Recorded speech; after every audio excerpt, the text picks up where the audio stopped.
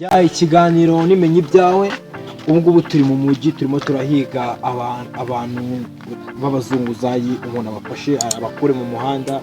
arebe nabo ko hari ikintu bazigezaho ukanaswa musubire bugafungura akazogera kugira ngo ibiganiro byibasha kugeraho tano kwa tano. Ubu we gumishaho screen ukomeze gumishaho uzabazasha muzankura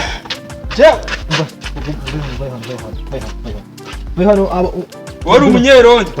ngwino hari akantu nshaka kubaza gatoya. oya ngwino hano ugira ikibazo. wari umunyerondo ngwino hano mubwire nagaki tuje kubafasha tureko ko twabakura mu muntu kuzunguza murabizi ko bitemewe. ntabwo kumwe n'abera abanyerondo abanyerondo ntabwo ndi kumwe ngende umunyamakuru ukora kuri cyatese byagenze ute ikintu ngubu n'abana ndimo nakutimo turaganira turimo turavuga nagafara kandi tudagushaka ko ndi ya ubu ngubu twamwakira kuri menye ibyawe watangiye uvuga amazina yawe. jewe banyita Master Kiss akazi nikorera urabona ni kano wallahi man imihanda bari insazi namwe mukaza mutugurukana ariko man muhamuzi twe tuzabaho gute buri ibintu biba byakubanye insazi gute cyatanje nose si ubona yuko mu mwanga iterambere ryacu umva nugire icyo mwego muri abanyerondo ko mubize turi mu kiganiro menye ibyawe ndi kumwe na cyatese na King Icyizere dufite umutumirwa twatumiwe w'umuzunguzayi mu isi yose aje kutugezaho ibintu birimo birakorerwa abazunguzayi se barimo barakorerwa ihohoterwa cyangwa ntago ari ihohoterwa. Uhawe ikaze tangira wivuga. Nuko mubizi je nta kandi kazi ngira naka ngaka kanunze banyita Franco Kimwanjaga namba mwigira muri no street nyine n'umuntu nshaka ubuzima kabisa ariko tuba twanga mu byatanje ukagira gucya ukabona nk'inyeri irakuguruka ngira ngo tubana zijya zibagurukana ziba zitwiyongoza mu mujyi ugasanga mwana zabigize insazi nyine. Ubu mu mujyi ntabwo murimo murakora ku muntu nese iyo babifashe babijyana hehe ntabwo baramenya hano babijyana impa babimenya ariko njyewe ntabwo nibaza ukuntu umuntu utekerezaho umugabo yanjye narasi ntabwo bibaho ako kuzunguza n'uri mu gihugu ako gusa twebwe batubwira ko ari umwanda barawumena buriya wasanga babimenya. King Icyizere hari ikintu wabivugaho none si ubwo ubundi mwe ariko njyewe reka mbanze mbabaza tutarajya kure reka njyewe mbanze mbumvishe utu tuntu batwita umwanda ubu ngubu aka kantu uriyeho ntiwakumva ari iyi si isambusa y'ikira babyita umwanda se imeze neza oya ikomeze gatanda ryo mu kanya ahubwo umukira muri icyo nashakaga kubaza ngubu n'itira cya original akindi ubu ngubu uretse kuzunguza gutya nta kindi kintu wakora wenda ukabasha kwiteza imbere utagiye uzunguza gutyo indobo ewa ngenda abona usa nkaho uri umukire wa danje kereka njyewe ubinkoreye ugatuma umita nk'akamiliyoni niko kamagurutsa muri uru Rwanda. Rega ngaha turi muri Amerika ubu ngubu u Rwanda rwabaye none se uretse reka hari ikintu nibaza ko umuntu usanga unuza akazi ni kazi igihe yumva akazi ni kazi njya nyine ese nta muntu ujya wumva ngo yahereye ku 5,000 ahera ku 10,000 yiteza imbere ubwo urumva wowe muri make miliyoni ariyo yakuzamu 5 hano nabihereyeho hano nanahereye no ku 1,000 ubwo sina menshi none se kuki noneho n'abafite cya 1,000 bashaka n'abafite yaherenze cya 1,000 bashaka kuyanyaka ahubwo ngo nimba ari ibyo ngibyo niba ari iteza imbere gute bashaka kuyakwanga ariko ubundi hari ikintu njya nibaza sibyo icyo kiganiro menye ibyo cyaje kuvuga ku batuye isi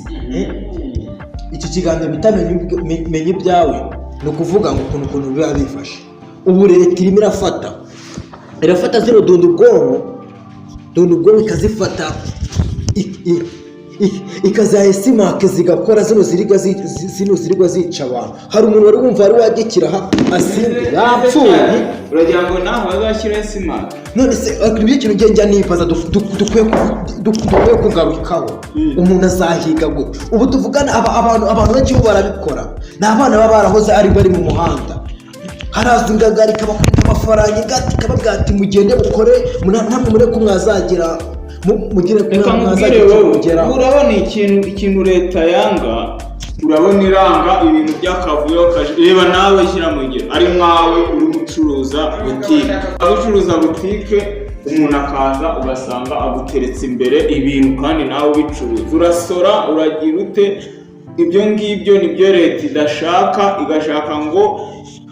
niba wemeye gucuruza niba ari amakeya na menshi, ahubwo ikintu wenda leta yatekereza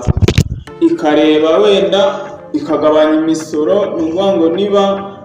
umuntu ufite na butike nini n'uyu nguyu urimo utangira amenya ngo aratangira wenda bamusoresha makeya, niba ari wenda ari uyu nguyu wenda wateye imbere wagize bakajya bashyira mu ijanisha mu gusoresha. Nicyo kintu nibaza, ntabwo wavutse umuzungu uzariho, komeza turekera komeza, ntabwo wavutse umuzungu uzayazunguza ubu uzamukuraho gutukuze, waje mu gihugu ariko cyane ari umuzungu uzaye. Urimo uribuka ko turimo tujya mu iterambere, turi mu iterambere ko nta gihe umuzungu uzazigera acika. Ko ibintu byari biriho byabagaho byakora, ubu n'ubu ntabwo ari. Bavuga yuko abanyerondo bivanze n'ibisambo, barimo barazana indambi mu banyarwanda, barimo barayifata se wenda bakavuga ati niba ari ukujya barabyenye wenda ku kagari bakavuga ati wenda nibo babijyanye, iyo bifashe babijyana. We bagufashe jya uruvuga ngo bagufashe jya njye bamfata buri munsi. Ese bagufata byibuze nta kintu bakubajije? Nakubaza iki se usibye iyo narebye nabura amafungo ahubwo nyine nta kintu bakubajije wenda ngo bakwigishe wenda bakubwire uburyo ugomba gucamo, ntabwo babikubwiye. Nta kindi bakubwira usibye kubaha amafaranga. Muri make ariko hari igihe iyo ufite nk'umuntu gusenkisa ukabiyongoza ugahita batera nk'agasenkisasha, abo ubona baba bashonje nabo bashaka kubaho nyine tu ugahita ubata amatanu ukabona nyine baratuje. Kinga icyizere y'ikintu njye barimo nakubwira, bano banyerondo bivanze n'ibisambo. Ni ukuvuga ngo rero sibyo, ubu tuvuga umupeti arimo arava mu muhanda yari marine, yagira imana abonye icyo gishoro akavuga ati reka rero indoboreka kwa kundi bavuga ati njye nahereye ku buzunguzayi ngera kuri iki kintu, yatangira gutera imbere gute akatayifata bakabijyana. Ejo bundi ngiye hari umwana bamwita Master Kiss, njye namubonye azunguza mu mujyi. Uno mwana yararenganye cyane, njye ejo bundi dukorana ikiganiro mu mujyi baraje, none si n'umuntu uvuga ngo araje wenda yombuka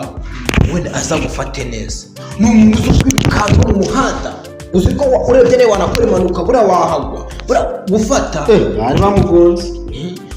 gufata kiriya kiganiro njye njya kugifata uriya mwana buriya yarambabaje. Indobo imwe y'ibirayi yatakaye mu muhanda rwose kize cyateze ngo barabajujurije namwe rwose ngo mwitwara. buriya reka nkwereke natwe buriya si twe dushaka kutaba abasirimu mu Rwanda, reka natwe turi abasirimu, ariko waba umusirimu gute nta mafaranga ufite? buriya reka nkwereke, reka no gusora umuntu yasora, kuko ntabwo twe dushaka igihugu cyacu gihora kiri hasi, natwe dushaka ko kizamuka nk'aho bakigejeje abasaza b'ubu ngubu, nyine natwe tugakomerezaho tugashwanya gusa. Namwe murebe udafite aho wahera. Abayobozi bagomba bavuganira abazunguzayi, umuzunguzayi barimo baramwirukankana mu modoka, abazunguzayi uzi ko urebye byanapfa. Icyo twabakorera cyiza ni ubuvugizi, naho mwebwe ntabwo bari muri urafata indobo gutya, urabona iki gihugu ni Visit Rwanda barimo baragisura, urabona imodoka iraje y'ubukerarugendo,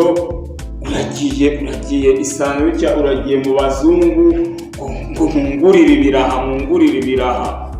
Koko bararira ntibazi ibyari byo, nibagira gute urumva bazava n'iki gihugu bajya iwabo kuvuga ngo iki. Ubu ngubu ushatse kuvuga ko muri Amerika ubu n'abazunguzayi babayeho. Abazunguzayi njye nabashe kugira ariko njye nabashe kubona bano bantu bagenda basunika gutya ibintu bazunguza, bacuruza iduka nk'abagore babwita, ariko nabo barazunguza bariya. Kuzunguza njye ikintu ngiye mbona kuzunguza nyine ntabwo byemewe. Ese leta nibakubita amafaranga ibahereza igishoro, ibashakira iseta bakore, ese bazabaho gute muri ino si? Nimba tuvugana nimba babonye ibyo 3,000 n'abantu nabo nibavuga ati babonye ibyo 3,000 bamenye ngo nabo baragiye wenda bari naho kubashinga business. Ariko ntabwo wavuga ngo urakora ibi ese murabagomba kubaho kandi akabeshwaho n'icyazi. Kinga icyizere nicyo kintu bavugaho kandi akabeshwaho n'icyazi. None simba umuntu akubwiye kwiba ni bibi cyangwa gutwara ikintu cya mugenzi wawe ni bibi ukaba ufite icyawe none wowe wavuga reka twe gutinda dore amasaha aratujyana ahubwo icyo twavuga mwawe wowe nk'ikintu utumye cyateze ikintu wamutuma mwinuza iyi cyateze TV ikurikiranwa n'abantu benshi ubuvugizi waba ushaka wowe n'umubuhe yakubuganira kugira ngo wenda urebe ko nawe uzoba ni kwirirwa uzunguza ino ndobo ugenda uteruye gutya biba bigushimishije. Ubuvugizi buriya ntabwo biba ari n'ibintu bya danje birenze nabo nk'abantu bakuru nk'umuntu udukura mu muhanda nawe nk'umuntu mukuru abakanura ababona ko hari icyo nabuze kuko ntabwo ari njye nakwanga kujya gukorera ahantu heza nanjye nashinga iduka rya danje cyangwa se ibinkora nkabikorera ahantu mu nzu nziza mwishyura leta nasaba igihugu cyacu kikaryoha bya danje ariko nta rwego mfite rwo kuzamukiraho ubwo ntabwo ashatse kuzamukiraho ngaho mpagera wana kuruca nyine byumvikanye ubwo ngubwo n'ubufasha twe dusoza ikiganiro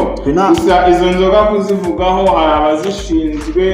kandi n'undi baracyakomeza kuzishakisha bazihana ibyo zitemewe n'ubundi barakomeza bakabishakisha nyine bakabaca amande abandi bakanabafungira ahubwo noneho nanjye ikintu narenzaho ni ukuvuga ngo abazunguzayi bwo nyine ntabwo mwemewe mwebwe ni ugushaka kandi kazi mwakora ahubwo wenda n'ababafata bajya babafata neza kubera nanjye nari ndi mu mujyi ejo bundi mbona imodoka irahagaze mbona abantuza bavuyemo abanyerondo bavuyemo bahurudukanye umuntu neza kwasiteri mufatiraho amaferi ibidobo biba biraguye amagi n'inuza birameneka undi arasimbuka agwa hakurya agenda acumbagira ibyo ngibyo byo rwose abo bantuza bafata bo bagakwiye gushishoza kuko nabo barimo bashaka gukoresha n'impanuka n'iki nabo bakajya bafata bitonze niba bari gufata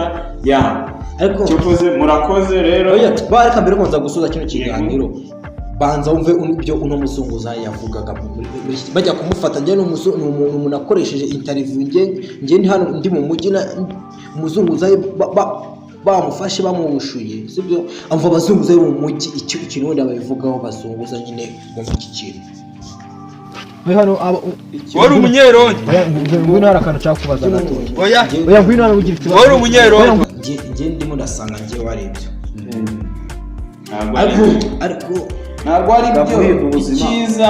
nuko umuntu yabakorera ubuvugizi bakabaha ubufasha wenda bakabatera inkunga bakaba babashyira nk'ahantu bakorera bakiteza imbere murakoze mwanjaga nkahita ndyoha bikarangira bankubita umufungo murakoze cyane abanyarwandakazi twari turi mu kiganiro menye ibyawe ikiganiro menye ibyawe nakagaruka buri munsi tugomba kuza tubagezaho ikiganiro menye ibyawe muri ino si buri wese uko muri ino si tuba turashaka viziyo twese tugera ntitugera ubwo turimo turavuga ku bazunguzayi nta nkunga barimo baragenda babaha ariko reka dusubikiraho wowe utarakora subscribe nawe ukora subscribe ugura akazogera kugira ngo Waalaikumsalam warahmatullahi wabarakatuh.